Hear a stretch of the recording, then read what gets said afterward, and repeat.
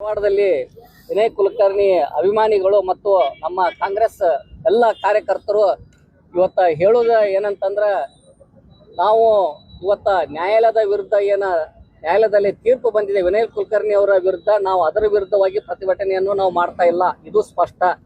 ನಾವು ವಿನಯ್ ಕುಲಕರ್ಣಿ ಅವರಿಗೆ ಏನು ಷಡ್ಯಂತ್ರ ಮಾಡಿ ಈ ಕೇಸ್ನಲ್ಲಿ ಸಿಗಿಸಿ ಅವ್ರಿಗೆ ಅಪರಾಧಿ ಅಂತ ಇವತ್ತ ತೀರ್ಪನ್ನು ಹೊರಬಿಡಿಸ್ತಾರ, ಆ ಶಕುನಿಗಳ ವಿರುದ್ಧ ನಾವು ಇವತ್ತ ಪ್ರತಿಭಟನೆ ಮಾಡ್ತಾ ಇದ್ದೇವೆ. ಅದಕ್ಕ ಇವತ್ತ ಏನಿಲ್ಲಿ ಆಗಿದೆ ಅದ ಮುಂದಿನ ದಿನಮಾನಗಳಲ್ಲಿ ಅವರು ಹೈಕೋರ್ಟಿಗೆ ಹೋಗ್ಲಿಕ್ಕೆ ಪ್ರಯೋಜನ ಇದೆ.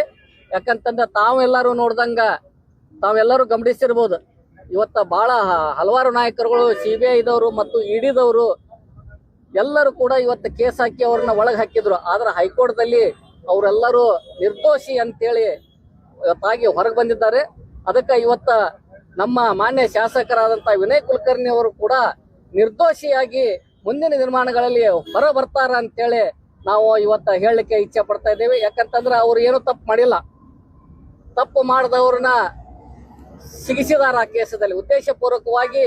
ಅದನ್ನ ಆ ವಿನಯ್ ಕುಲಕರ್ಣಿ ಅವರ ಏಳಿಗೆಯನ್ನು ಸಹಿಸಲಾರದೆ ಶಿಕ್ಷಿಸಿದ್ದಾರೆ. ಅದಕ್ಕೆ ಅವರು ಮುಂದಿನ ದಿನಮಾನಗಳಲ್ಲಿ ನಿರ್ದೋಷವಾಗಿ ಹೊರ ಬರ್ತಾರ.